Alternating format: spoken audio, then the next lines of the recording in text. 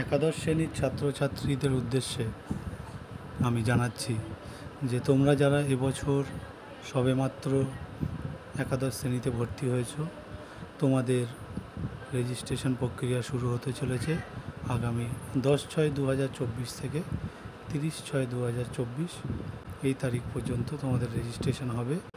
এর মধ্যে তোমাদেরকে যে কাজগুলো করতে হবে সেগুলো আমি তোমাদেরকে জানিয়ে দিচ্ছি, তোমরা মন দিয়ে ভিডিওটা দেখতে থাকো।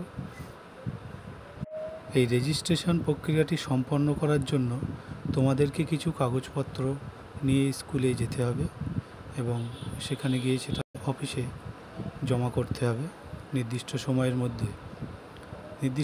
মধ্যে। যদি জমা করতে না পারো তাহলে কিন্তু তোমাদের এক্সট্রা চার্জ লেগে যাবে এবং অনেক ঝামেলার সৃষ্টি হবে পরবর্তী সময়ে। তো তোমরা চেষ্টা করবে যাতে নির্দিষ্ট সময়ের মধ্যে বিদ্যালয়ে গিয়ে প্রয়োজনীয় কাগজপত্র জমা করে তোমাদের রেজিস্ট্রেশন প্রক্রিয়াটি সম্পন্ন করতে পারো।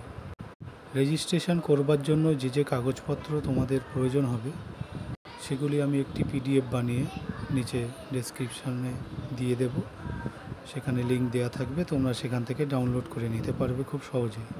তার আগে ভিডিওটি সম্পূর্ণ দেখতে থাকো, এখানে কিছু ইনফরমেশান থাকবে যেগুলো তোমাদের রেজিস্ট্রেশনের পক্ষে খুবই গুরুত্বপূর্ণ। যে সমস্ত কাগজপত্র লাগবে তার মধ্যে যেগুলি মেন সেগুলি আমি বলি।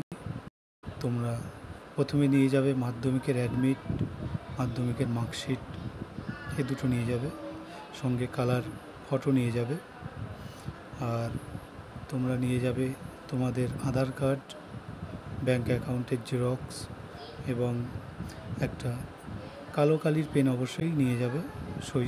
সইটা করতে হবে তোমাদেরকে কালো কালি পেন দিয়ে কিন্তু করতে হবে, অন্য কালি হলে কিন্তু হবে না। এবং সইটা তোমরা খুব ধীর মস্তিষ্কে করবে, তাড়াহুড়ো করে করবে না, কারণ এই সইটাই কিন্তু স্ক্যান হবে। যে ফটোটা তোমরা দেবে সেটাও স্ক্যান হবে, এ দুটো স্ক্যান হয়ে অনলাইনে আপলোড হবে। যেমন সই করবে তেমনই সই আসবে এবং এই সই কিন্তু পরবর্তী সময়ে আর কখনো চেঞ্জ হবে না। সেদিকে খেয়াল রেখে তোমরা খুব ধীর মস্তিষ্কে ধীরে ধীরে তোমাদের সিগনেচারটি করবে, যেটা খুব সুন্দর দেখতে হয়। এবং ছবিটাও দেবে, সেই ছবিটাও যেন খুব ভালো হয়, ফাটা ছেঁড়া এই ধরনের কোনো ছবি তোমরা যেন দিও না। ফলে ভিডিওটি এখানে শেষ করছি। যদি তোমাদের কোনো প্রশ্ন থেকে থাকে অবশ্যই তোমরা করবে, নিচে কমেন্ট বক্সে জানিও।